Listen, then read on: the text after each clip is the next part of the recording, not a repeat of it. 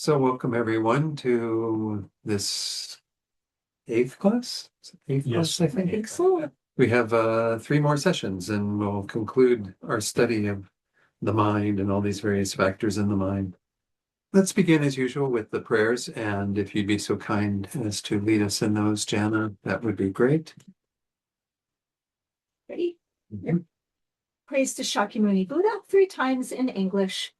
To the founder, The endowed, transcendent destroyer, the one gone beyond, the foe destroyer, the completely perfected, fully awakened being, perfect in knowledge and in good conduct, Sugata, knower of the world, supreme guide of human beings to be tamed, teacher of gods and human beings, to you, the completely and fully awakened one, the endowed, transcendent destroyer, the glorious conqueror, the subduer from the Shakya clan, I prostrate, make offerings, and go for refuge.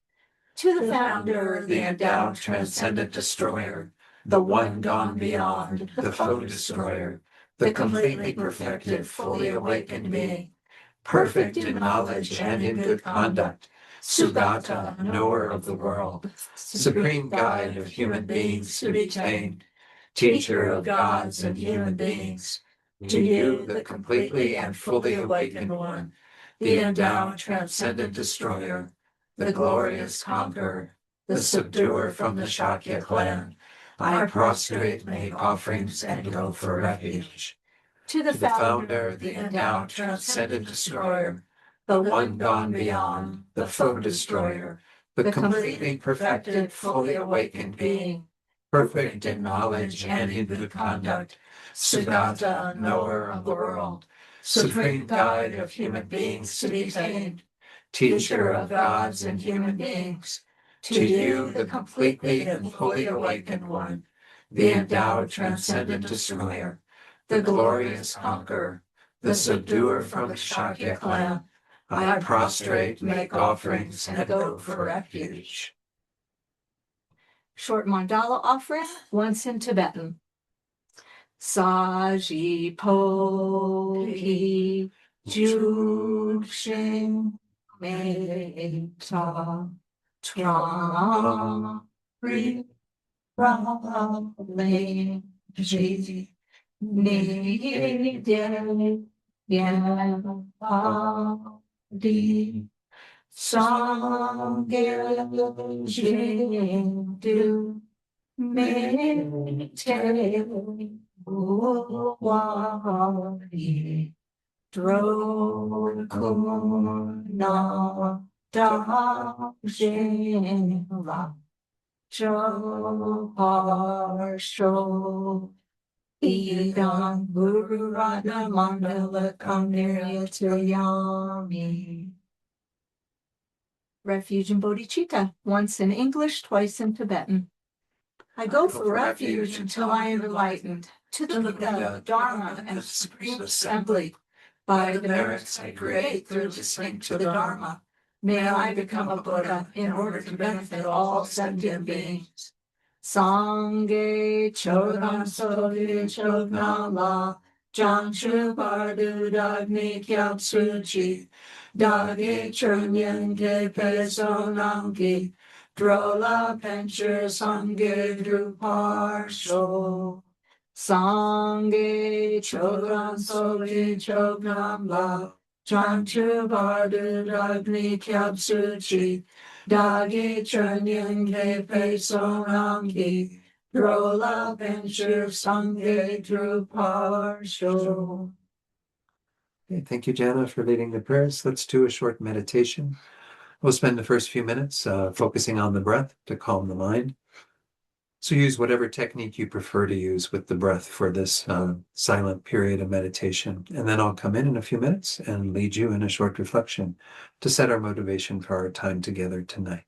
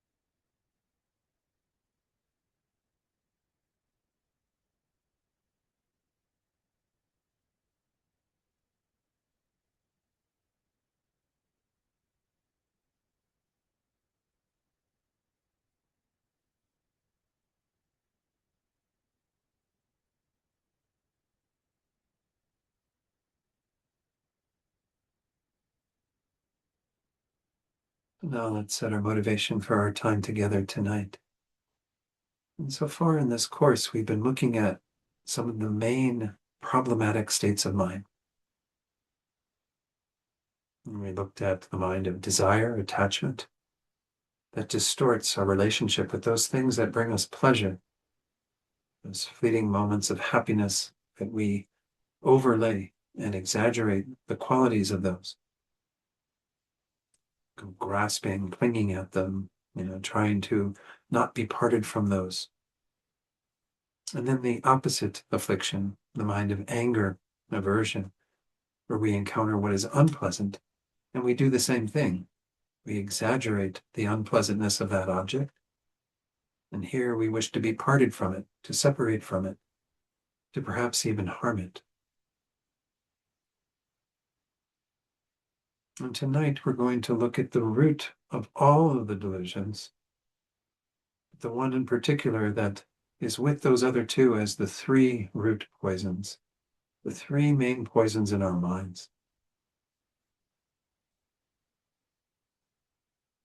So in setting our motivation to engage in these teachings tonight, because we are going to be exploring this deeper wisdom, the wisdom that will undermine that ignorance. This can be done, again, just to achieve our own liberation from the round of cyclic existence, our own freedom from the afflictions, our own inner peace, nirvana. But if we were to do that and be solely focused on our own welfare, we'd be neglecting the welfare of countless other beings who have been incredibly kind to us from lifetime to lifetime, since beginningless time. So as we set about in tonight's class in particular to work with that deepest root of all of our problems, the ignorance that misperceives, misconceives the nature of reality, set that motivation of bodhicitta, a wish to investigate this topic in particular, to get to know that particular aspect of your mind, to be able to remove it, to eliminate it once and for all. On the basis of that, eliminate all the afflictions, all the delusions, and be able to advance the mind to unbelievable degrees. To do this so that we can then benefit others, attaining the state of omniscience, the state of Buddhahood, a state where we will have achieved our own welfare, but will be in the best position possible to help others to achieve theirs, to free themselves from their root problem of ignorance, and to attain the state of Buddhahood that they too can accomplish. So set that motivation of bodhicitta so that what we do tonight becomes the cause for that result.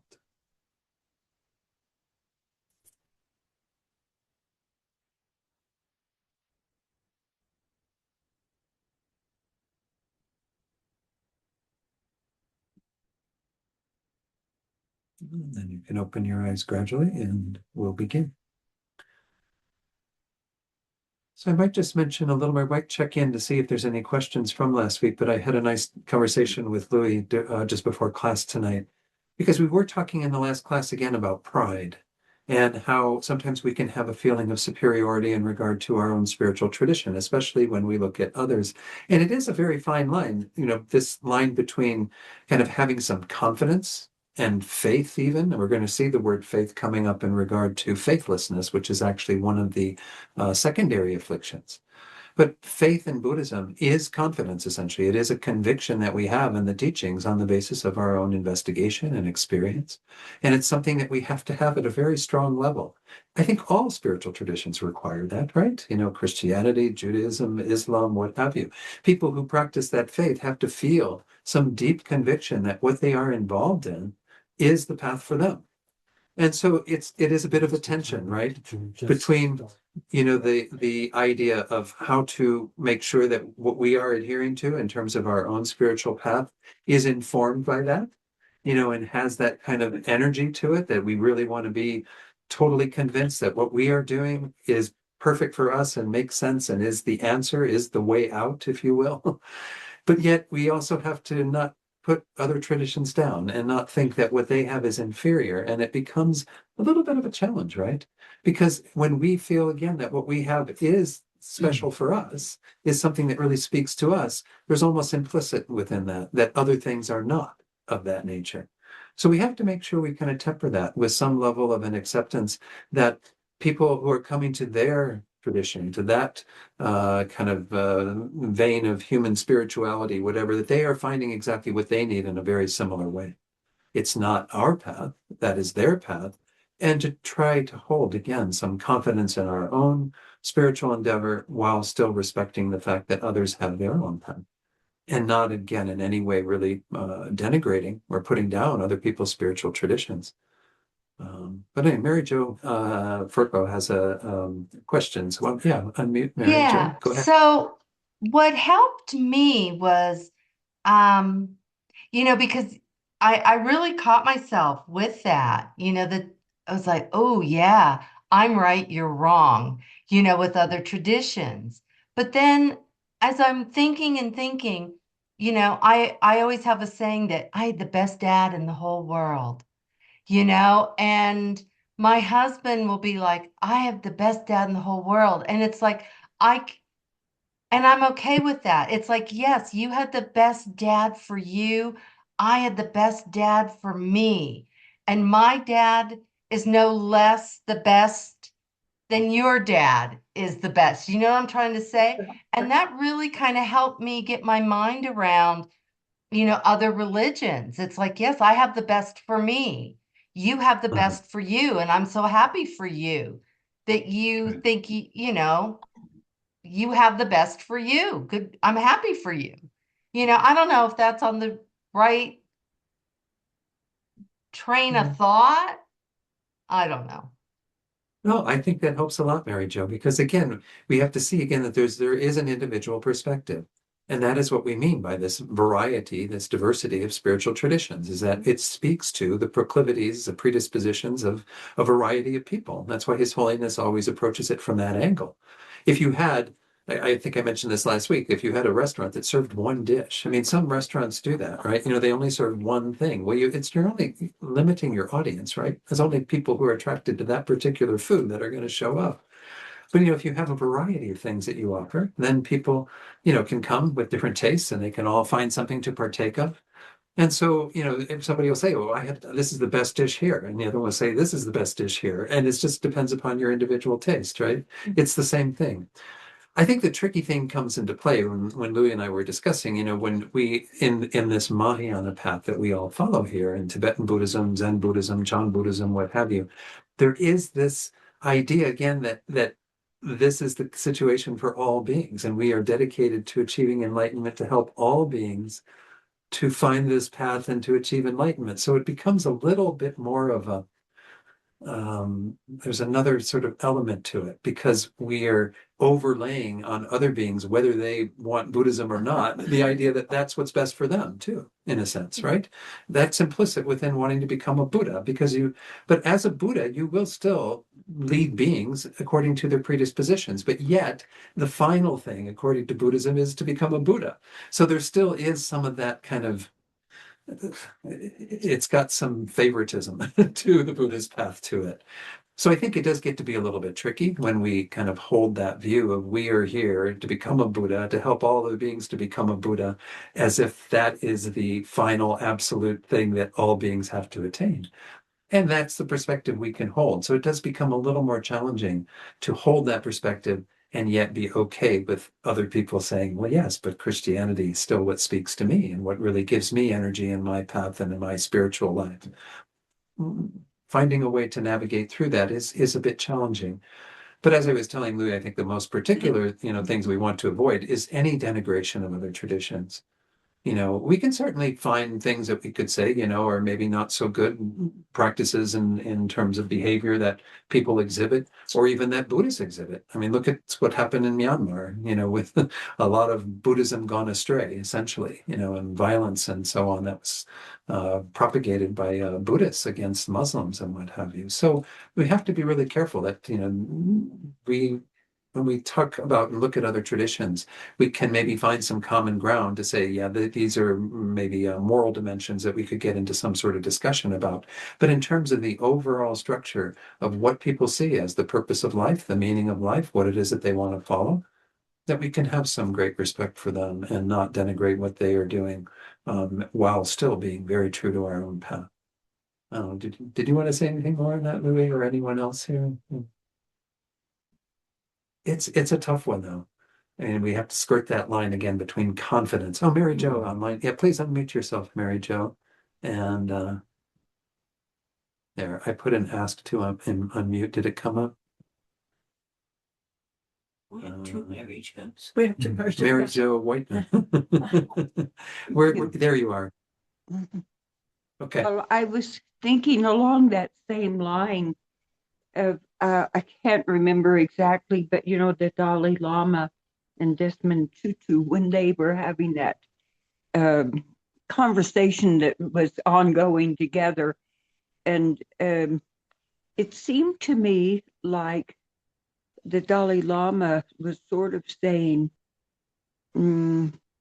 we're both, I don't know, doing good things. And it seemed to me that he was sort of saying we're similar in our intentions and so forth, and that he didn't really get into the differences. And I maybe that's not correct, but that's what I was thinking anyway. No, I think that, yeah, that's very true. And again, I think there is a level that, again, we can appreciate and honor other traditions and practitioners of other traditions. But yet, once more, in our own minds, in our own hearts, in our own practice, we can feel very convinced that what we are doing is the way, is what makes sense for us. But it is, again, a little bit of a balancing act. But yes, His Holiness is an amazing example of respecting other spiritual traditions. He's been at so many interfaith gatherings, and yeah, the relationship he had with Archbishop Desmond Tutu was really quite special in terms of the two of them just being goofy human beings with each other, you know, and not getting into all of the highfalutin stuff of, you know, I'm right, you're wrong kind of stuff, and debating or any of that. You know, they just really enjoyed each other's company and shared, of course, the commonalities that we have with other spiritual traditions. I find my time with interfaith gatherings to be most valuable when we are focused on the things that are common, you know, the compassion and kind of responding to the suffering of the world in the varieties of ways that we do, not to get into the philosophical or dogmatic kind of ideas that can be dividing points where people can say, no, that's not how it is. I've had some interesting discussions when I've talked about philosophical matters with people from other traditions too. It's not that that should be forbidden territory, but nonetheless, you know, people tend to come together more when you have those commonalities that are emphasized. So again, we just do what we can to navigate that terrain of having confidence and faith in our own tradition, and yet being very respectful of other traditions. So it's a tough one sometimes. Yeah, Anne Marie. Well, don't you think you always have to have your own mind? You know, for instance, the Archbishop Tutu and His Holiness Dalai Lama, they were silly together, but you know, you could see that they respected each other. Sure. So nobody had to say, I'm right. And I think we all have to have that opinion, Right. that we're not, I don't want to say smart enough, but you know, there's so much that we don't know about. Sure. And so we can't always say that even City Garb is the best place to go, you know. But, you know, we come here because we get inspiration. Yeah. But if you stopped giving us inspiration, we'd have to say, well, it's not working anymore, you know. Yeah. So you always have to have, you know, it's kind of like attachment. It is. It's an attachment. And we don't want to be so attached that we close Sure. our minds off to everything else. Absolutely. Absolutely. Because yeah, I mean, it is possible. They often say it's impossible to have a distorted attitude towards the Dharma because the Dharma is perfect in our view. But people can still have attachment to the Dharma and can have an attachment to their path. Absolutely. And when it becomes an attachment, it is problematic because once more, we are overlaying a superiority on top of it or whatever on top of it that is of our creation. And again, it is what it is. And it's good for us to have once more that confidence. But can we say with absolute certainty that it is the only or the best way? Yeah. Just a little humility in all things. Absolutely. When we look at Buddhism, Buddhism doesn't teach just one path either. I mean, the Buddha taught, at least the two main paths of that which leads to individual liberation and that which leads to Buddhahood. And so those are two divergent traditions within the Buddhist tradition. So I don't know. I mean, can we say that one is right and the other is wrong, or we can accept that everything plays a role? Everything is speaking to people of a particular disposition that then will find something of meaning and purpose in their life and rejoice again that they have found it. How wonderful. And that is I think I mentioned this last week, but that's one of the most notable things when I'm in a room with my other interfaith colleagues. I mean, I feel like every one of them is as dedicated and as confident of their path as what I am. And it feels good to be in the presence of that commonality, regardless of the fact that there's huge differences in our philosophical, spiritual, ethical, even at times, teachings. All those things can diverge a lot. But if we each acknowledge that we all have something that we all share, a dedication to our path, a dedication to doing what we can to live that path, then that's noble. That's something worth honoring and respecting. So I think when we get back to that idea of pride and not having pride in our spiritual path, that's how it kind of plays a role, is that we see that we don't feel the sense of elevation of ourselves above others. We have confidence that what we are practicing is right for us and speaks to us at that level, but it doesn't mean that is the absolute thing for everyone else in the room.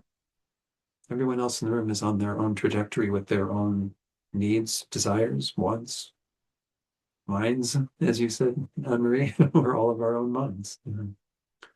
Let's move on so we can continue our get this all completed by the end of the month when we finish this course. Again, we are working with this idea of once more let me reintroduce our 51 mental factors. I'm not going to introduce you to all of them. This is a little chart that I have put together, the 6 categories of these 51 mental factors. These are, again, different aspects of our mind that Buddha teaches. I'm not going to go through the ones at the beginning there. They tend to be more the mechanics of the mind, the way that the mind works. I've been touching on the virtuous mental factors that are on the screen now as we go through. Actually, let me make this a little bit larger. I think I can do that. Yeah, there we go. These 11 virtuous mental factors I've been touching on as we kind of go through their opposites. So we have talked about non-attachment and non-anger, numbers 4 and 5, and we'll eventually get into non-confusion or non-ignorance when we talk about ignorance tonight, which we're going to go into. But essentially, we've been touching on some of these others as we've gone through, or we will be continuing to do that as we go through their opposite states, the afflicted states of mind. Where we are right now is in the 6 root afflictions. And we see that essentially we've talked about the first 2 as well as the 4th one, pride. We're going to go on tonight to talk about number 3, ignorance or confusion. And this is, again, a very important one. As I pointed out, the first 3, I even did this in the meditation tonight, are often referred to as the 3 poisons, because attachment and anger arise from within the kind of subtler form of ignorance, the form of ignorance that we are going to be discussing tonight. There are 2 main types of ignorance, as we'll see, but the one that is deepest is driving the whole show. It's what's keeping us in this state of cyclic existence, samsara, going from life to life. So we're going to be talking about that in more detail. We also saw it come up in regard to pride. Pride, again, tends to be focused around the I, that sense of a person that we are distorting through this ignorance. We distort everything through this ignorance, everything that we relate to. But nonetheless, that's what we're going to get into tonight. As part of that, you'll notice that we're going to skip 5 for now. We'll come back to afflicted doubt next week. There are these 5 afflicted views. We're not going to go through these in great detail because I think they get a little kind of heady. But we are going to touch tonight on A, the view of the transitory group or collection as a real I and mine. This is kind of the root problem in terms of this ignorance, is that we tend to grasp at this strong sense of an I. So this is what we're going to be focusing on tonight mainly. What the Buddha says is that the deepest ignorance is what is causing us to think that there is this self-existent kind of real, and Rinpoche, Lama Zopa Rinpoche would often use the word real to talk about this I. But we don't mean by denying that, by saying there is no real I, that there's no reality, that there is no I at all. We just mean that the way that we go about thinking of reality is distorted. It's not the way things actually exist. So let's take a look at this and go through this ignorance in more detail. And I'm sure questions will arise. This is a pretty difficult topic, but nonetheless, it's an important topic because we have to realize the opposite of this ignorance, the non-ignorance, the wisdom that knows things as they exist, in order to be free from samsara ourselves, as well as to attain Buddhahood, to be able to benefit others. So ignorance or confusion, again, in the text that we're using, and I'll go to that text in a little bit, it's around pages 110 through 111, but there's a whole other chapter that works with how this ignorance operates. Don't know if you've had a chance to read that, but it's really quite interesting. Let's look at the more traditional description of ignorance. This comes from the book by the Dalai Lama and Venerable Thupten Chodron in their series, The Library of Wisdom and Compassion. It's the second book. Ignorance or confusion, as it sometimes is called, is a state of unknowing brought about by the mind being unclear about the nature of things, such as the four truths of the Aryas, the Four Noble Truths, which we have talked about earlier on in this course. And most of you are familiar with those teachings. They're the basic schema that the Buddha set out upon his very first teaching after attaining enlightenment. Kind of gave us an understanding of what our situation is and how it could be different.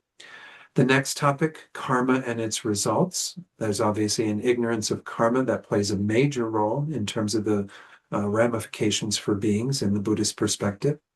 And even the three jewels, the Buddha, Dharma, and Sangha, that are the objects of refuge in the Buddhist tradition. Of course, there can be more beyond that. The nature of things, such as, these are three things, but there's even, of course, the deeper nature of things, which is what we're going to go into. This definition, His Holiness and Venerable Chodron say, is held in common by all Buddhist tenet systems. All philosophical systems would agree to that basic definition, although each system has its own unique way of defining ignorance. So again, what we were talking about earlier, even when it comes to different Buddhist traditions, how that ignorance is defined and how we work with overcoming it is unique to some specific traditions. What we're going to be presenting to all of you as part of this is what I always present generally, which is the view of the Geluk school of Tibetan Buddhism, the last of the four traditions to develop in Tibet. And all four traditions hold to a very similar idea of how this ignorance is set forth and how it's overcome. But nonetheless, it's quite unique. Ignorance, in Geshe Rabten's words, very similar language, but again, we'll get a little bit more out of it perhaps by reading this definition, is an afflicted state of unknowing, brought about by the mind being unclear about the nature of such things as, once more, the Four Noble Truths, the law of cause and effect, karma, the triple gem, Buddha, Dharma, and Sangha, and so forth. It has the function of acting as a basis and a root for all other afflictions, as well as the defiled actions and states of birth that they produce. Remember, I won't put it back on screen, but we have that chart that diagram that I used earlier on, where we have the tree of samsara, right? And the roots of the tree, what is actually keeping the tree going, that's, the root structure of any tree is kind of the health of the tree. As long as that is there, the tree will continue to, survive in some manner. The roots are ignorance. If we don't have that ignorance, then the tree can't possibly survive. The tree will be uprooted. From that tree, from those roots, comes the trunk of the tree. The trunk of the tree are the kind of mental states that we have that are grounded in that ignorance.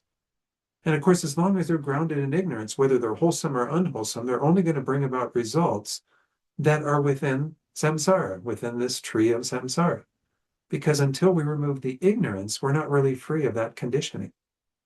Then we have, of course, the actions that we engage in on the basis of those states of mind, our karma. And karma can be physical, verbal, it can even be purely mental, but it's mainly at the basis of the thoughts that we're having when we're engaging in anything physical or verbal, or even again, just having those thoughts. But essentially, that karma, that power of those actions causes us to have the fruit of the trees. You know, the fruit of the tree is the nice, delicious fruit that are the good things we have in our lives from our virtuous actions that come from wholesome states of mind, or the horrible, awful suffering things that we have from non-virtuous actions that come from unwholesome states of mind. And that's the Buddhist kind of methodology for why it is we're experiencing what we are experiencing. It's in essence the first two noble truths. The truth that we are all within this state of an unsatisfactory existence, this tree of samsara. And secondly, the causes of that are within our own minds. The root of ignorance, the deluded states of mind that arise on the basis of that, and then, of course, the karma that gives rise to the actual results that we experience. But all of it is unsatisfactory in Buddhist view. But you can be free of that. That's the other two noble truths, that you can actually attain an end to this whole cyclic existence and the dissatisfaction that you're experiencing. And you do that by, of course, following the Buddhist path.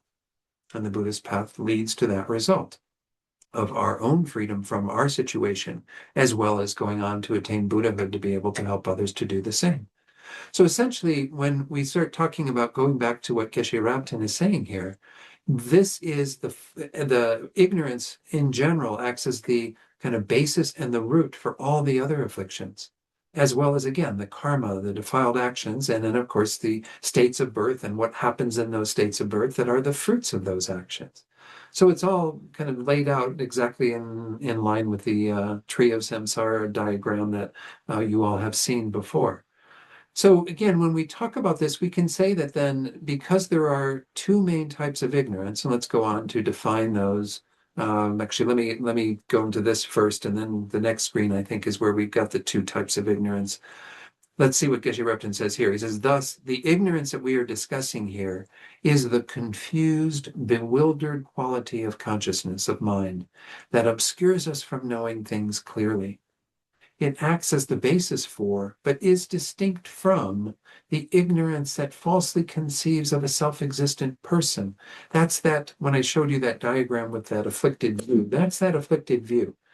Essentially, what is being said here by Geshe Rabten is that this ignorance distorts how we see everything. It distorts how we see computers, how we see other people, how we see trees, how we see food, how we see whatever. It's distorting our understanding of all those phenomena. But at the deepest level, again, how it operates is primarily distorting how we see ourselves, the I, the person, the self. On the basis of that distortion, we engage in these unhealthy relationships with other beings and the things in our world. All of that arises from a distortion that occurs in regard to the person, the I, the self that we adhere to. We're going to see that as we go into this in more detail. But that is kind of a subset of this. It's not identical to the ignorance, but that ignorance is what gives rise to that, because that ignorance is misconceiving everything. Again, the ignorance that's at the deepest level. There's a coarser form of ignorance that we're going to talk about, which is ignorance of the law of cause and effect. But as I said, you can find infinite forms of ignorance, right? Because we can be ignorant of many, many things.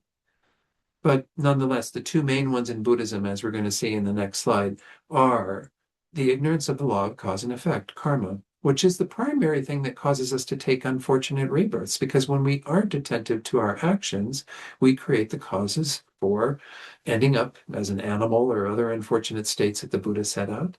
That's something we need to be aware of. If we're aware of our karma, then we make proper choices in our behavior, and we don't engage in that negative karma. We engage in the positive karma that will lead to better results within samsara. It's a very important aspect of the Buddha's teachings. It's not the final result to just get good rebirths in samsara and good experiences in samsara. We have to be free of samsara. What's blocking us from that is the second type of ignorance. And that's the ignorance that misconceives reality, that again doesn't see things correctly, that thinks that things have what we often call inherent existence, existing from their own side, existing by way of their own characteristics, as if they, again, have reality from their own side. But reality doesn't come from the side of the object. Reality, again, is That's the way we think of reality is a misconception. It is an overlay, an exaggeration, and that reality doesn't actually exist.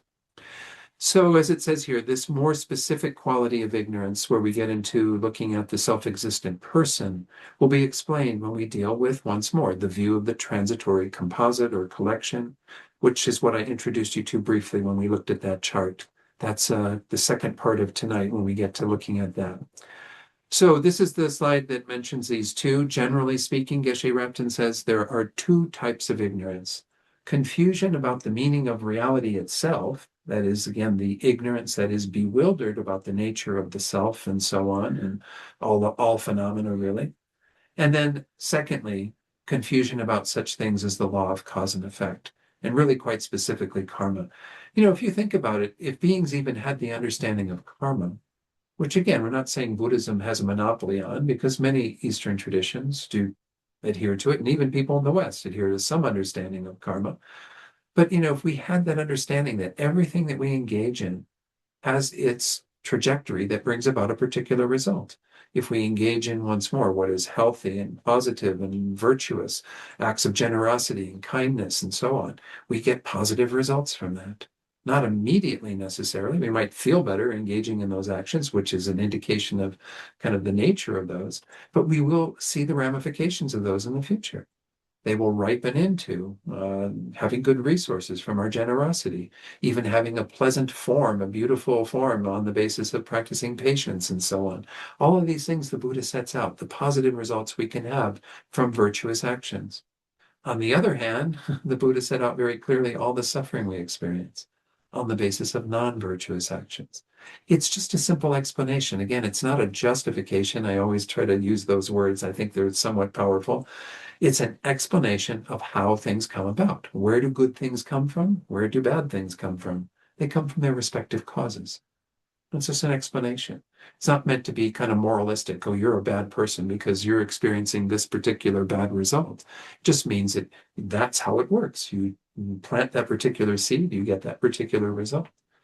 Having knowledge of karma is already an amazing kind of step up in the Buddhist perspective, because once you have that awareness, then you can attend to creating what you want to experience and avoiding what you don't want to experience. Of course, it takes some determination to do that, and definitely going against the grain of how we are more inclined to engage in non-virtue. It's just the nature of our lives. We've been around since beginningless time, so it's inevitable that we're going to still continue to do some of the things we do that are non-virtuous, but we have to start moving in that other direction. So one of the core teachings in Buddhism is around karma and making sure that we understand the intricacies of karma so that we know how to be in charge of creating what it is that we want. That's going to get you certainly into good rebirths, because you'll avoid creating the causes for unfortunate states. It's not going to, in and of itself, get you into the state of enlightenment or liberation from your own, samsaric experience, for that matter. You have to get at that deeper root, that other form of ignorance. So this is what we're going to spend most of the time talking about tonight, rather than dwelling on the first one. Well, it's the second one in his presentation on the slide here. We're going to mainly focus on this confusion about the meaning of reality itself. The ignorance that's, again, bewildered, confused about the nature of the self. So let's look at, again, this afflicted view. Actually, let me talk about this a little bit more before we go to that afflicted view. The first thing I want to point out is sometimes when we use the word ignorance, we mean that it's something we don't know, right? Like I can say very confidently that I have an ignorance of the intricacies of quantum physics. I mean, every time somebody tries to explain quantum physics to me, I like eyes glaze over. I mean, I can't really get my head around it, So I have ignorance of that, and I will happily, confess that. That is me not knowing what quantum physics is all about, right? It's just simply a not knowing. We can say that there is that not knowing of the nature of reality, but moreover, in this context, ignorance is actually a misknowing, which means that we actually think that things exist in a way that is contrary to how they exist. It would be, in the quantum physics example, as if I came in here and put forward some wild out of left field, theory about what quantum physics is talking about and presented it as if it was the real thing. It was really quantum physics. That would be kind of absurd, right? Because I'm believing that I know something about something that is totally contrary to what it is. And if somebody who's a quantum physicist comes in the room and they go, you have no idea what you're talking about, right? You are not only not knowing what quantum physics is, you're misrepresenting quantum physics. You're kind of putting out something out there that is totally different than what quantum physics is. Well, in a sense, that's what this ignorance is. This ignorance is adhering to a false way of existing that things have never had. They've never had this. And you might wonder, well, then where does it come from? Why do we believe in that? Well, the Buddha never identified an original source for this ignorance. Remember that in Buddha's teachings, we have the continuity of mind. This whole topic we've been working with in this course, getting to know your mind. What do we mean by mind? Once more, it is a non-physical phenomenon. It's defined as that which is clear and has the function of knowing. Clear meaning that there's nothing you can point to. There's no solid thing that you can say, this is mind. Mind is, by its very nature, experience. It is what we are doing every moment by virtue of having a mind, is experiencing our world. That's the nature of the mind. It is related to, in this human existence, the physical components of our brain and central nervous system and all of our sense faculties that allow us to know the things in our world. But it is not physical. Those things help the mind to access what is physical and other things, that we can access through our functioning of the brain and so on. But the brain and the mind are two different phenomena. This is, again, not something that all Western science adheres to. There still is very much a materialistic bent to Western science, saying that mind is an emergent, or sometimes you use the word co-emergent property, based on all of the electrochemical stimulation that's happening in our brains and our nervous system and what have you. Consciousness arises from that. Well, Buddhism says no, consciousness has its own continuity. It's together with this life, having that particular human experience of understanding things through the human intellect and the human consciousness. But the sort of thread of consciousness that goes through this life had its beginnings prior to this life, which had beginnings prior to that, which has beginnings prior to that. There is no beginning. Everything is coming from prior lives. You can never have a moment of consciousness arising on its own, independent of any major cause, substantial cause. So this is the explanation for why we have mind going back without any beginning, because mind has always depended upon other moments of mind to arise. Well, it's the same for our ignorance. Our ignorance has been there since beginningless time. The good news that the Buddha taught in the Four Noble Truths is that you can be free of that ignorance. You can be free of the root of your suffering. Because the nature of our minds is not ignorance. Ignorance is there arising in our mind because we haven't removed the causes for ignorance to arise. That's what we're talking about tonight, is what is this mind of ignorance and how do we remove it? How do we actually address it through kind of more temporal antidotes, being aware of the nature of reality at a more cursory level, and then eventually achieving a deeper realization of that. And that's, of course, the goal of all Buddhist paths, is to realize the nature of reality, however it's defined by that particular tradition, so that you can be free of what is keeping you in this state of going from life to life and keeping you unenlightened, keeping you at a very limited amount of your potential. We all have the potential to be completely free of our ignorance and all the delusions and all the karma built on them, and attain the state of liberation and enlightenment. And this is the means of accomplishing that. So again, this ignorance, they often use this term, it's there adventitiously. All the afflictions are there adventitiously. Adventitious means that it is there because nothing has come along to counteract it. It kind of keeps its own momentum going simply because you haven't introduced the antidote to that, the thing that will counter that. That's what we're going to be looking at tonight, as well as what we often refer to as the wisdom of emptiness. The wisdom of emptiness or selflessness is what will undermine the strong grasping at a real self, a real I, a real this, a real that. Again, it's not just a not knowing, it's a misknowing. We think that things exist in this very fictitious way, but they don't exist that way at all. This is again what a lot of the teachings in this tradition focus on, this whole realization of emptiness and how we go about accomplishing it. So let's go into a deeper understanding of this ignorance in terms of that one particular view among these afflicted views. Again, there are 5 individual views within that.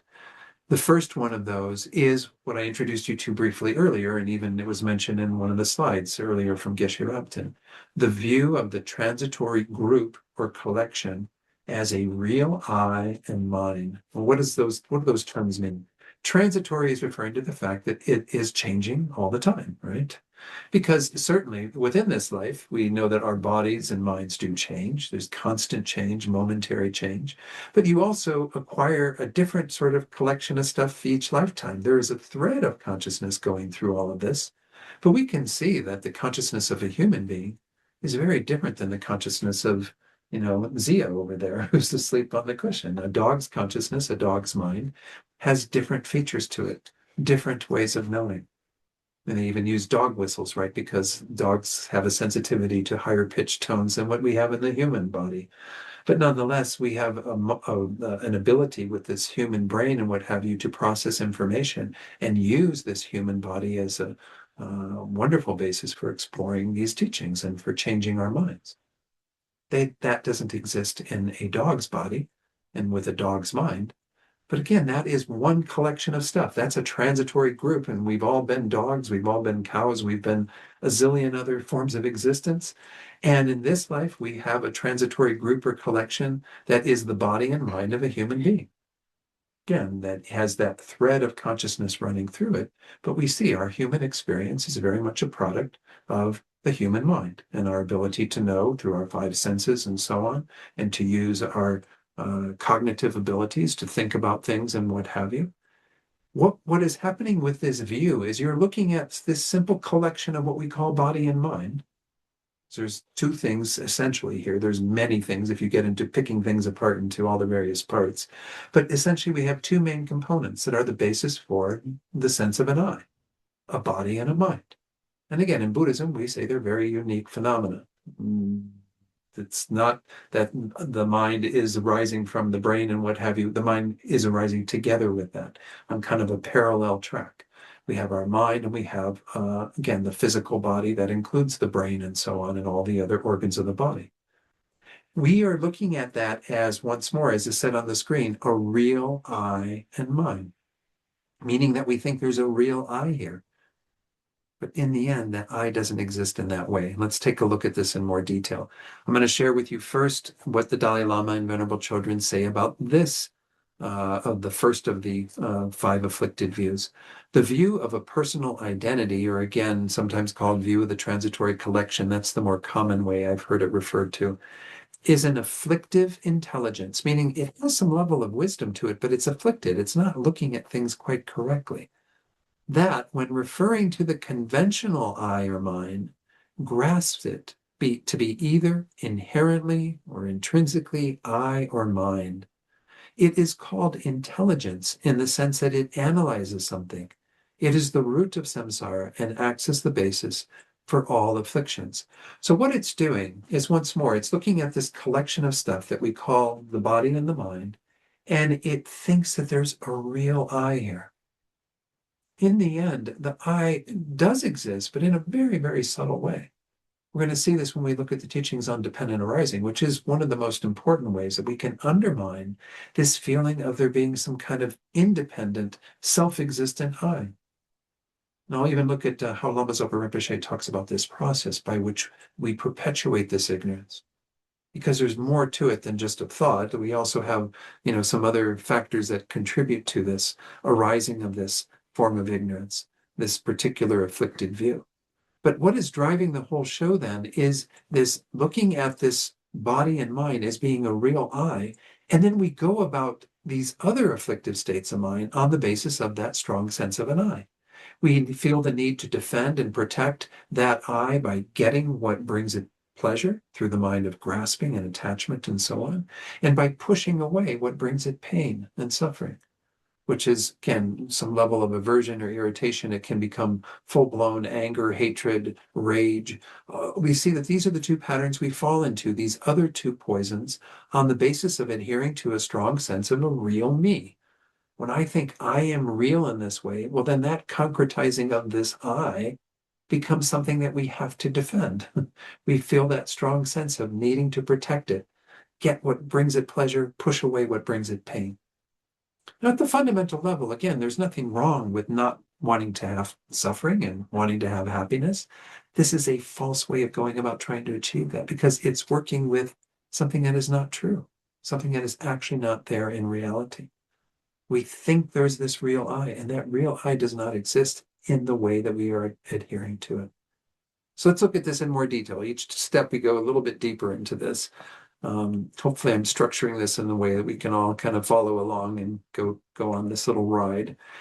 Let's look at how Lama Zopa Rinpoche, this wonderful book, Virtue and Reality, which, by the way, it looks like there's a number of copies in the bookshelf there. You're welcome to take one. This is on pages 75 and 76 of that. This is how we grasp at this inherent existence. In other words, how does ignorance arise? How does this ignorance come into play so many times in our lives, almost every moment? They say there are some moments where it's not operative, but most of our lives, this is playing a role. Well, first of all, what happens is, as it says there, point number one, the basis of the object appears, and that is simply labeled as that object. So let's talk about the I, because that's, again, where the root problem is. That's what this view of the transitory collection is all about. You have a body and a mind, and at some point in your mental development, you began thinking of this as I. It's just a kind of natural way that we have of organizing our world. This thing that our mind has some continuity with, because we have the mind itself, and it is kind of through the senses, kind of filling out the whole body. We have our tactile sensation that pervades the entire body pretty much. And then we have, of course, our eye consciousness and ear consciousness and so on. We have all of that we think of as I, and we even learn that sort of label. And you even learned the label that your parents gave you when they gave you a name, right? We're not talking purely about language, but language is the way that we give some shape to all of that, right? So we can communicate with each other. So we know that that set of stuff is called Jana, and that set of stuff is called Eloise. And on the screen, that is Mary Jo. That collection of body and mind, we give a name to, we give an identity to. That's the first step, is we just simply assign some identity that we conventionally agree upon to a collection of stuff. That's not the problem. That's actually, if we stop there at the very first level of this process, we would be just fine. Because really, that is all that is happening. We're going to see this again when we look at dependent arising. At the subtlest level, things are merely named. They're merely conceived. They're merely imputed. We think that there's a chair there because we put the label chair on that thing which has legs and a seat and a back that people can sit in, right? Whatever, that's not the technical definition of a chair, but it works, for us talking about it. We decide what that is that we're going to call that object, and we all refer to it as chair. That is the first step in all of this. Again, I use this phrase, I never heard a Tibetan teacher say this to me, but we organize our world. And we do have to organize our world. Otherwise, we wouldn't know what we're talking about, right? Somebody say, bring me a chair. And you'd go, oh, is this a chair? You hold something up, I'm not sure what you're talking about, right? We need to have a common way of conceptualizing and identifying the things in our world, right? It's a necessary part of it. This is part of, again, just the way it is to be a sentient being, is that you organize your world in particular ways so you can relate to the world around you. Let's go to the second step, because as I said, the first step is not the problem. The second step is this product of us having had this ignorance since beginningless time. The object then appears to exist from its own side. And you might wonder, well, what's that all about? This is due to these very deep imprints of, once more, having had this ignorance since beginningless time. It causes a false appearance. So as soon as we put the label on something, as soon as we think of this as I, it seems like I sinks into the basis and is there inherently, is there from its own side. I-ness covers this whole thing. We think of this as I and it having some sense of a real I. That's the third step, thinking about it, but it's because it appears this way. It's kind of a tough thing to get because, again, this is what we've been swimming in since beginningless time. Everything appearing to exist on its own out there independently. Any object we hold up, anything that we kind of, bring forward into our field of awareness, it seems to have its own existence from its own side, out here, established on its own. That's because that's how it appears. Again, and then the third step, as we'll see when we go back to the screen, is that we agree to that. We don't even question that. The Buddha is saying we have to begin by questioning that and undermine our belief in that. And then eventually the appearance will go away. That's the final step that said when we're on our path to Buddhahood. We initially get rid of all the misconceptions we have, thinking that there's a real I, a real this, a real that. And then eventually the appearance of those things as real will fall away. But it takes deep, deep understanding and wisdom in order to accomplish that. So let's take a look at that third step once more to reiterate what is all happening here in terms of how this ignorance arises. Is in step 2, you have this false appearance, things appearing to have that identity, the way that we've labeled it, from its own side. It has its own I-ness, it has its own cupness, chairness, whatever, any phenomenon, it seems to have its own existence from its side as what we have labeled it as. That is that false appearance in step 2. Number 3 is that ignorance assents. It believes that false appearance. It assents to it. It doesn't even question it. I mean, that's what's so revolutionary about the Buddha's teachings is that the Buddha is saying, we got to wake up. And that's what the meaning of Buddha is, right? The awakened one, the one who has woken up and seen that things do not exist in the way that they appear. Again, that's the first step, is to understand that we are agreeing to something, believing in something that is not how things exist. Now, what the analogy that I like to use, which is something I think we can all relate to, is dreams. And the Buddha used dreams often as an analogy to explain emptiness, to explain how things can appear one way and exist in a different way. Now, I don't know all of your dreams. I don't have any sort of clairvoyance to know your dreams. I know my dreams, and I assume your dreams are like my dreams. It's weird how we talk about dreams, but none of us really know if what we're experiencing as dreams is what everyone else experiences as dreams. We just kind of get that through our, communication with each other, right? We don't know it directly. But if you dream like I dream, when you go into deep sleep and things start appearing in your dream state, you really believe in those things. You're kind of caught up in that dream world and having even dream emotions on the basis of dream appearances, right? They're purely dream appearances that appear to be real in the way that our waking life appears to be real. And we buy into it. We don't question it. Unless you're very good at lucid dreaming, unless you're able to bring some awareness into your dream state that is going, this is a weird dream object. I'm not going to be frightened by it or enticed by it or anything because it's just a dream object, right? You can have that level of lucidity in your dreams. But most of us just buy into our dreams, I assume. I certainly do. I was having an interesting one last night, even. It was really quite, I don't remember I have a very difficult time remembering dreams. I just remember, oh, wow, that was an interesting one. And then it's gone. But anyway, the idea is that in the dream state, you are believing in that false appearance. It's appearing to be as real as your everyday waking objects. And you are having, once more, even not just the conviction, the assenting to that as if it were real, you also have emotions arising on the basis of that, sometimes afflictions arising on the basis of that, because that is how things work. In the waking life, it's very similar. Because, of course, when we wake up from our dream, we know that then the dream objects were not real in the way they appeared. We go, oh, that was just a dream. All that wonderful, delightful, enticing stuff isn't really there. It was just a dream, right? Well, it did exist as a dream object, and it had a false appearance, and we believed in it. We get rid of that belief by waking up. Well, in our everyday life, something very similar is happening. Not identical, but similar. Everything that appears to us, everything that's appearing to you right now, through your eye consciousness, through your ear consciousness, all the words that I'm saying, all the feelings you're having, tactile sensations of sitting on a chair or a cushion, all of these things that are happening to you don't exist in the way that they appear. They're a false appearance. And you are believing in that false appearance and living your life with a conviction that that is real in the same way that you have the conviction that in your dream state, the dream objects are real. It's not again identical, but it's very, very similar. That's why the Buddha used the dream as a very good metaphor for what life is like. We had that song, right? Life is but a dream. Merrily, merrily, merrily. So again, there is that we can point to as an example that we all know from our experience, where we see that something can appear to have a level of reality that is not in accord with how it actually exists. Okay, yeah, Louis, you have a question or comment? Yeah, this false appearance, how we see things, would you say that it's more than just the lack of being able to see its causes and where it's going to go and Mhm. what's going to happen to it after it disseminates? Would you say it's false appearance is more than just that?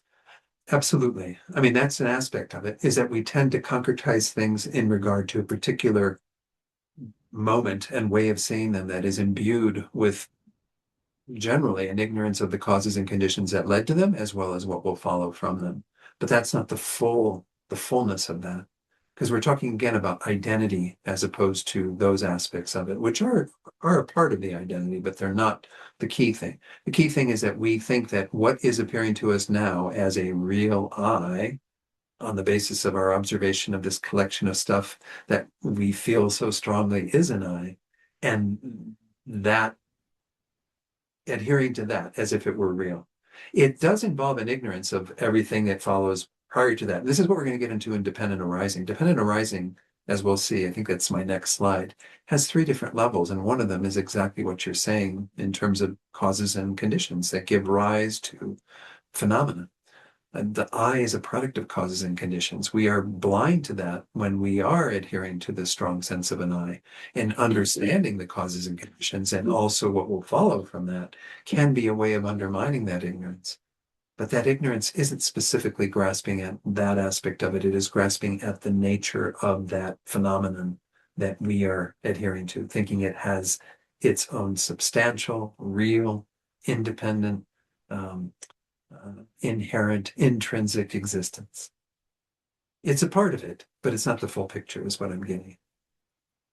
It's definitely a part of it. Because once more, we do tend to concretize things in terms of our particular experience at that moment. And that's part of our ignorance, our misbelief in that.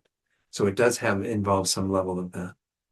Let's go into dependent arising, because I think it's again what Lama Tsongkhapa, the founder of this Geluk tradition, said is the most powerful way to realize how things can't exist in the way that they appear. Because what we have to undermine, again, going back to that previous slide, we have to start by undermining number 3, which means that we have to see that there is a false appearance that is based on, the ignorance we've had that causes things to appear falsely, but how they actually exist is in number 1. Simply being labeled, and that's what we see in the teachings on dependent arising at the subtlest level.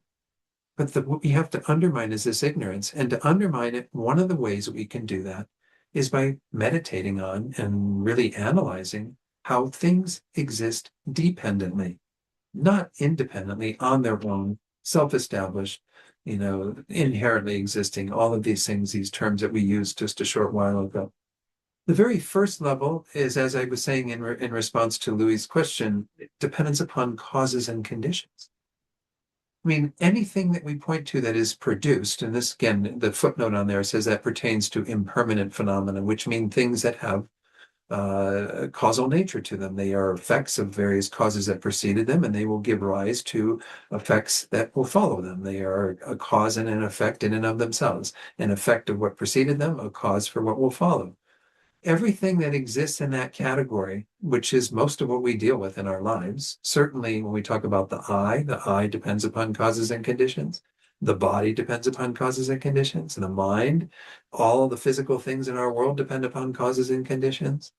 All of these things don't exist independent of those causes and conditions. So when we look at, let's use, rather than the eye, I know we've been working with the eye, but let's use the body, because it's maybe a little bit easier to get our heads around. We have this phenomenon we call the body, right? Well, what are the causes and conditions of the body? We can talk about the 2 main causes of the body that started course, when we labeled them as such, but because they were actually there as part of the body of the person, the two people who were involved in us getting this body. But we had a cell from our mother and a cell from our father. The egg cell and the sperm cell united in the womb of our mother as the basis of this body. That is the physical stuff from which this whole body is a continuity of. Those two cells are long gone, right? They've been exchanged countless times in all of the various processes we go through. I think there's that statistic that every 7 years, every single cell of your body has been completely replaced. Some of them much more rapidly than others, but nonetheless, every 7-year cycle, we have a whole new body in a sense, completely than what we had 7 years ago. But the idea is that kind of nature of the body arising from causes and conditions, it also includes a variety of other things, because it's not just those two main things that are the two cells that this body arose from. It's everything else that has contributed to this body being here, which of course is all the food that we've ate, the oxygen that we breathe, the exercise that we've gotten, whatever, all the various factors that have contributed to this body continuing to be sustained as this phenomenon we call the body are the causes and conditions that have led to us having it here at this moment in time. And of course, everything that follows from it. Well, this body continues to exist until it ceases to be a sort of basis for the human consciousness to be there. And then it becomes a corpse. And then it becomes whatever we do with the body after that, cremate it, becomes cremains, or you can do a green burial and it becomes part of the root structure of a tree or who knows what.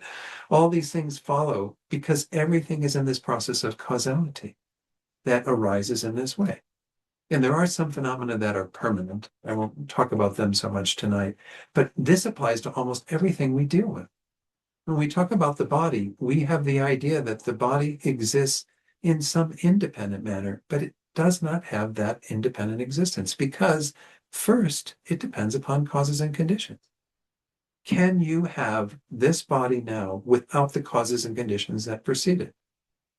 Might be able to get by with a few little conditions, things, if I maybe eaten something different here or not eaten there, or whatever, I'd still have this body. I mean, we're not denying that there's some ability to maneuver those things. But certainly if you didn't have the two substantial causes, the two cells of your parents uniting in the womb of your mother, and of course the main things that happened there in gestation that allowed the body to continue to develop and, be born and continue on this trajectory that you're with right now.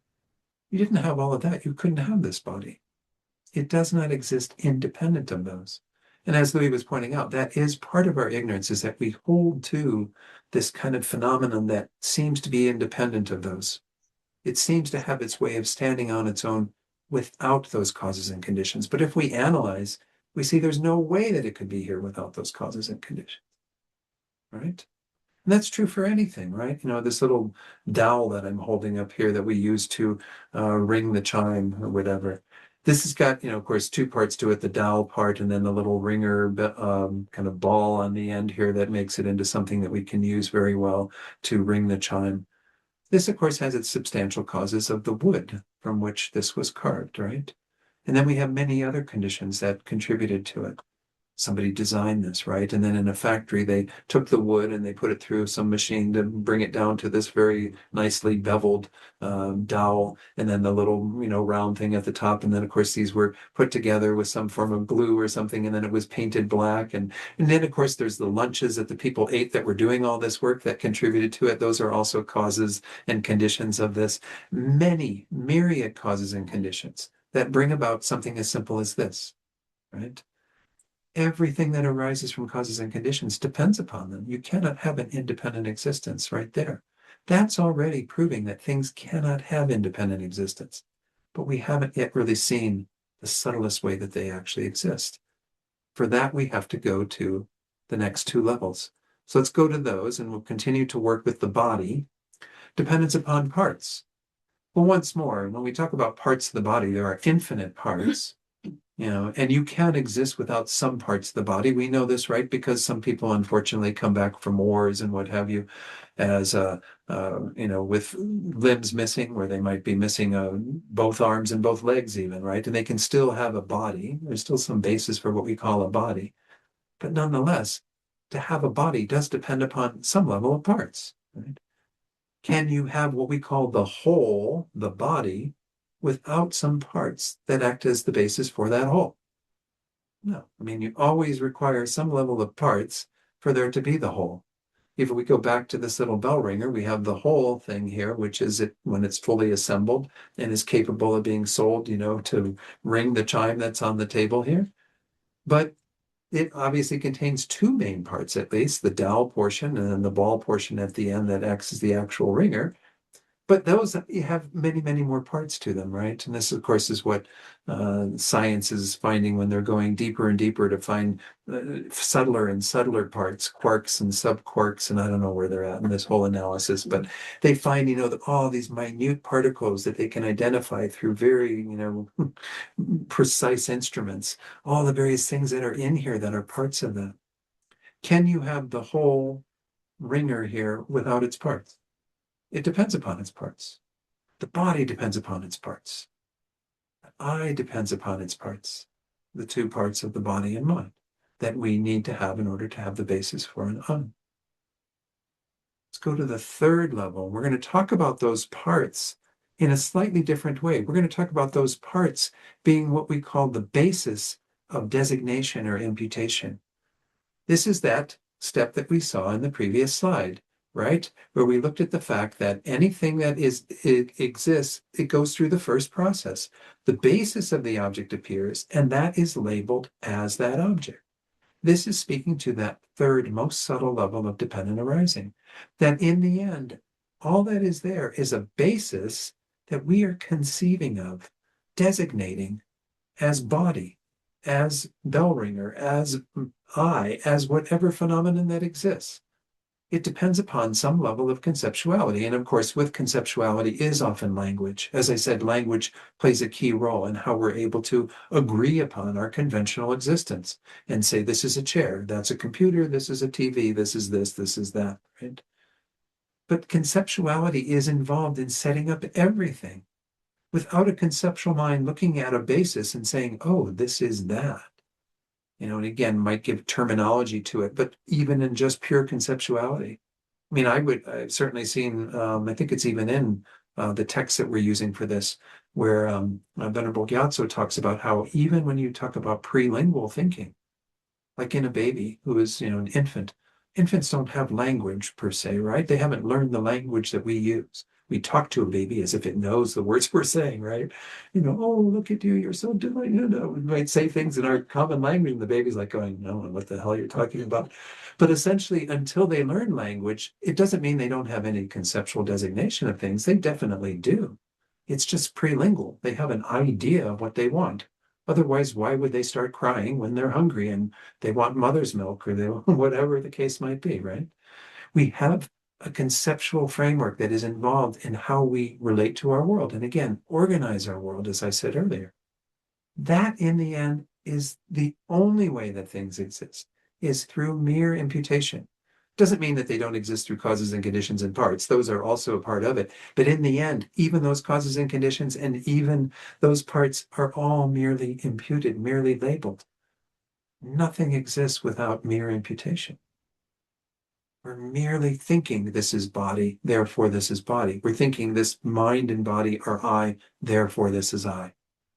And that's the pure level of how things exist in terms of conventional reality. But we overlay on top of it, again, going back to that slide, that previous slide, it appears back to us as if there's a real I there, or a real body there, or a real bell ringer, or a real computer, or a real whatever. And then thirdly, we agree to that false appearance. We go along with that embellishment. We don't think there's anything wrong with thinking there's a real I here, because we've always believed in that since beginningless time. Again, it's there because we simply haven't created the causes to overcome it. So essentially, this process is that very first step is what we're talking about as the subtlest level of dependent arising. The fact that in the end, everything that exists is merely designated, merely labeled. And that is pretty significant.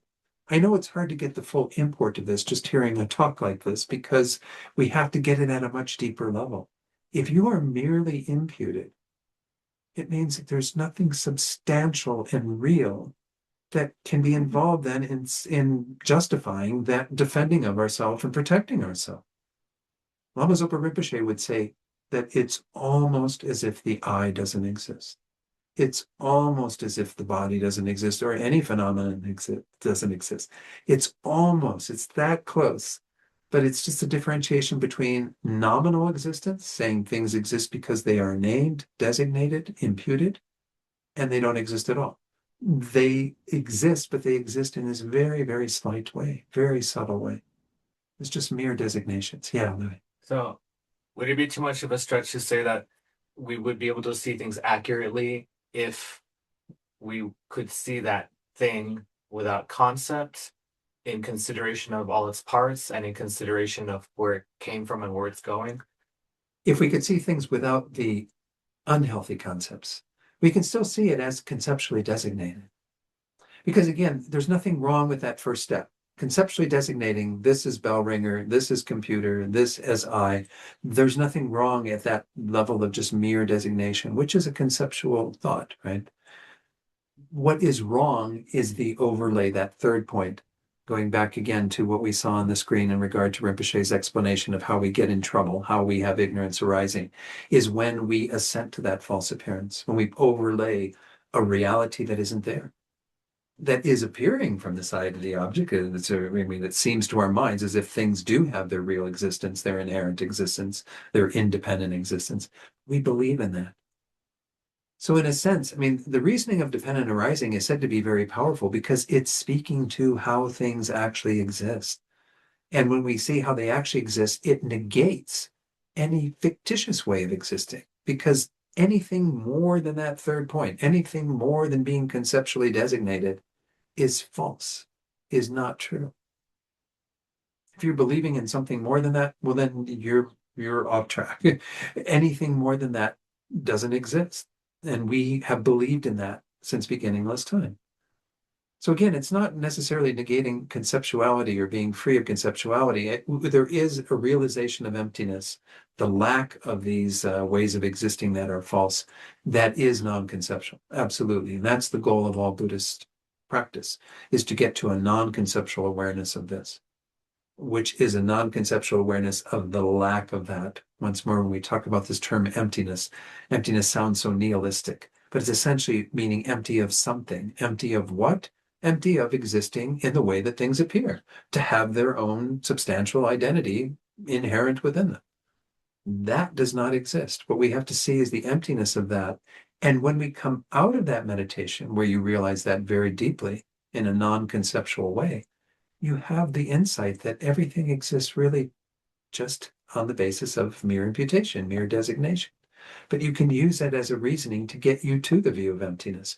Because once more, when you see that third level and you understand that all three of these, of course, are pertaining to most phenomena, but at the deepest level, things just simply are merely designated, merely labeled, merely imputed.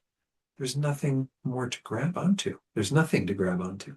Because what does it mean to have nominal existence? It means that there's simply a name being given to a collection of stuff. If I give the name I, let me take it off screen again. If I give the name I to this collection of stuff, I is the label. This is the basis for labeling. There's no real I on this stuff. This stuff is simply out of convenience and conventional thinking being labeled as I. So understanding that this is the way that things all exist is the way of undermining our in ignorance that thinks that things exist in a much more concrete and substantial way. And it takes time. I know that, again, especially if this is the first time you've heard any teachings on this subject, which I know many of you have heard many teachings on. I'm not saying that's the case for most of you. But if that is, it's something you have to investigate deeply. The reasoning of dependent arising, as I said, it's nice because it gives you an idea of how things actually exist, so you don't fall into some sort of nihilistic bent where you suddenly think, oh, the Buddha says, I don't exist at all.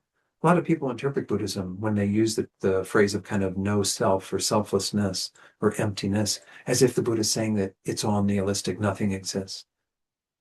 Rinpoche, remember, it's almost as if it doesn't exist. Almost means it's that little hair above non-existence that allows for things to exist.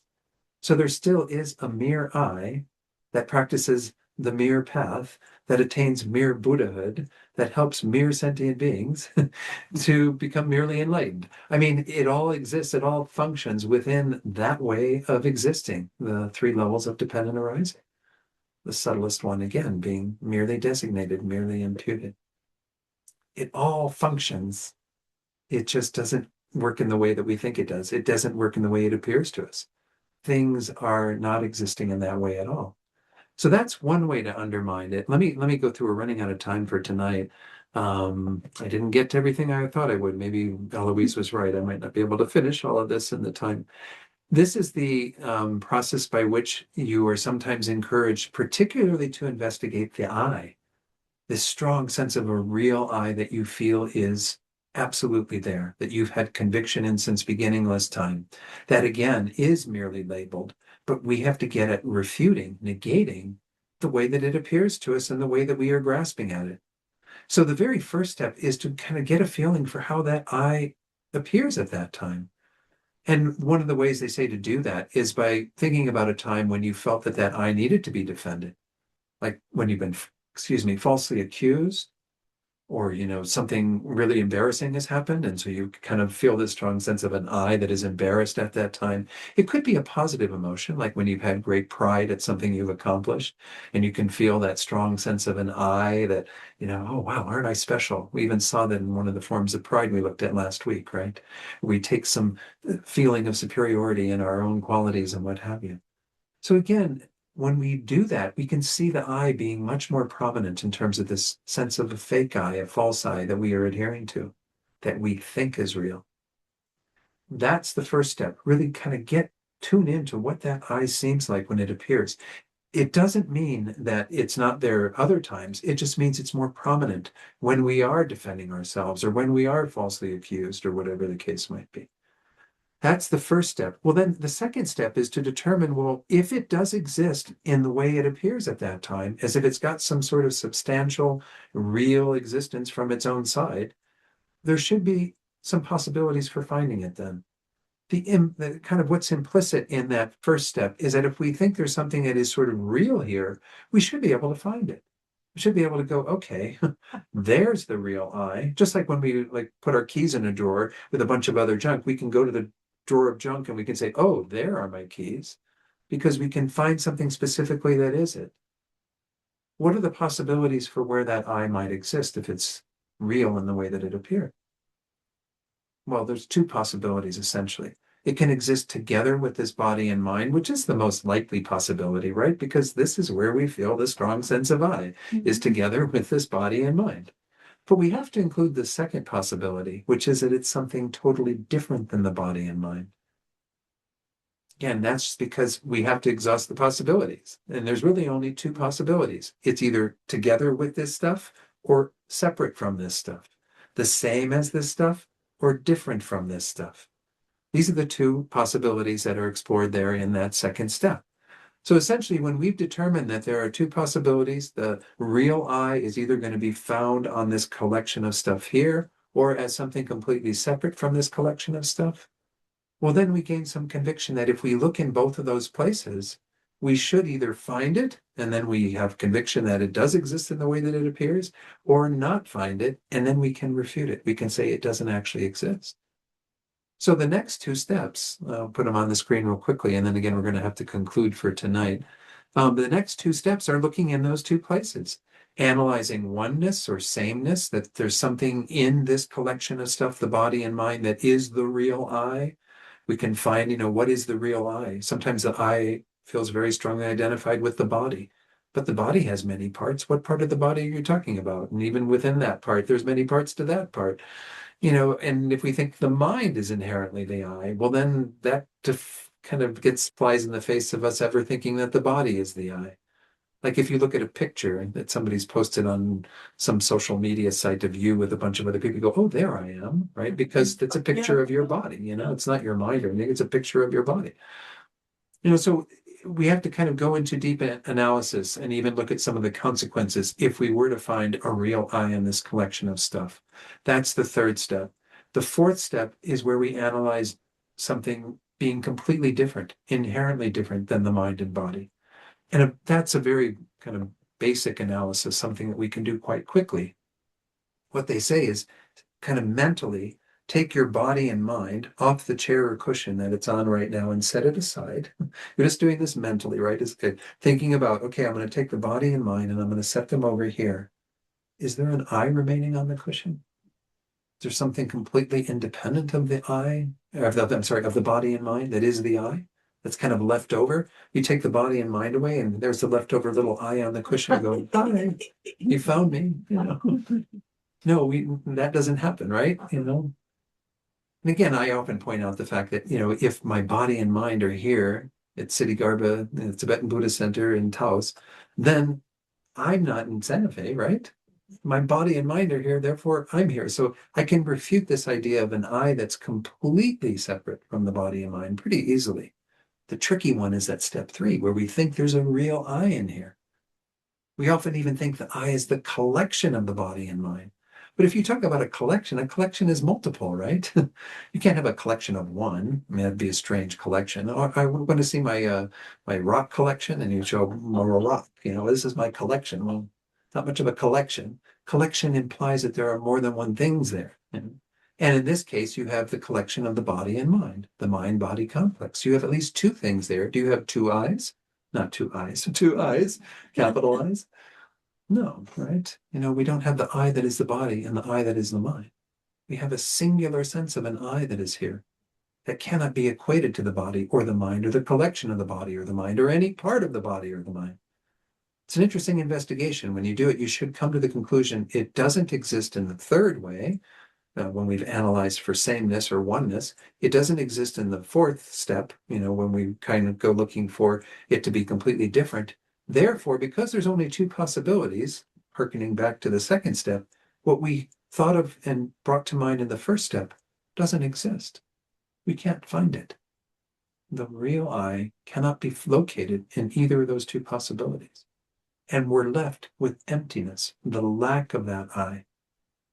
That's the conclusion we come to in that analysis. And then, of course, if we start feeling like, oh, then I don't exist at all, well, then we can remind ourselves of dependent arising, you know, that no, the I does exist, but in this very, very subtle way, just merely imputed, merely designated, merely a conception in relation to this body and mind. And that's your job for the next week, is to think about those things and maybe do a little analysis. If you're interested, again, in Venerable Gyatso's book, I'd have to look up the passages that pertain to, I think there is some section in that chapter on ignorance and how it operates. Let me actually put that on the screen. And again, this is available through the, if you go to Siddhigarva's website, there is a link to where I have put this text. If we go back to the very beginning, we'll see that there is, sorry if I'm making anybody dizzy by doing this, there's that wonderful table of contents, whoops. And we see that there's we went through a little bit of the introductory part in part 1, the Buddhist world. Part 2, taking false appearances as true, the misconceived notion of self. This is where we'd look for it, looking for the self, 51, that's where you'd find that, and that will give you kind of some similar analysis. Kind of first recognize the self to be refuted, that's the first step, and then you would carry on to kind of looking at where it could possibly exist, finding that it's not one with the same as the body and mind, nor is it separate from the body and mind. So what page is this, 50 something, 52 that'll give you some analysis of that. It's also worthwhile to take a look at something like the book that His Holiness did with Jeffrey Hopkins called How to See Yourself as You Really Are. It's got really nice instruction on this. But this is the big job. This is the root of all of our problems, is this ignorance.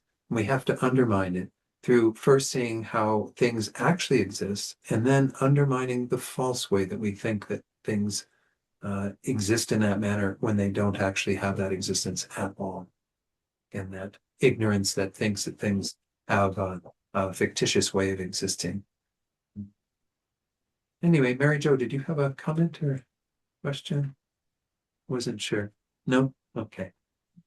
Anyone in the Gompa, final comment or question before we conclude tonight? So again, I think I did have a little mindfulness thing. Well, I'd say I went on to some other stuff I hope to cover. But yeah, you can certainly look at that chapter. Having meditated on the antidotes to ignorance, which again, the main ones are if we do have ignorance of karma, then we reflect on the law of cause and effect, karma. But certainly for the deeper error, the deeper ignorance, it's these other 2 points at the bottom of the screen. Contemplate the 3 levels of dependent arising. Come to see how very subtle it is that things actually exist. And then again, use that 4-point analysis that we just went through briefly. Whoops. To cultivate an understanding of emptiness. Again, work with this as best as you can. I realize that in tonight's class, it's just really putting our toe in the water to some extent. Expect This is- questions next week. Yeah, I'm sure. So next week, we'll conclude this topic of ignorance and kind of move on to some of the afflictions that arise from other forms of ignorance, other ways of not knowing, and so on. But yeah, we'll carry on, and I'm sure we'll make it through what we need to for this course. But all right, no questions? Okay. So what, Jenna, if you could, do we have the prayer list? Has it made its way around? We're going to start with reciting the names on the prayer list. Again, we have 3 categories: those who are experiencing obstacles, illness, and then those who are dying or have died. So she'll share those names so we can dedicate for those folks in particular. We dedicate the merit created by listening to this teaching to all beings everywhere. We dedicate for the health and long lives of all our precious teachers, that they may have long and healthy lives, continue to teach us the Dharma and guide our practices. We dedicate for all those experiencing obstacles, specifically Jana, Jeffrey, Wyatt, and Alyssa. We dedicate for all those experiencing illness, specifically Lori, Amanda R., Jim Bailey, Allie J., Karen A., Kelly, Joe, Emily, and Dorcas. We dedicate for all those who are dying or who have died in the last 49 days, those who have died due to war and violence, Lydia Ruiz and Peggy Ness. And for illness, Rolf Duger. Any names to be added Got from it. folks online? And for Yes. Bill, Bill Wong. Yeah, Mary Jo. I would like to add Ted Winston, who died on Friday, and a kitty cat named Sweetie, who is in the end of her life now. And Sweetie. excuse me, yes, Sweetie, I think Sweetie.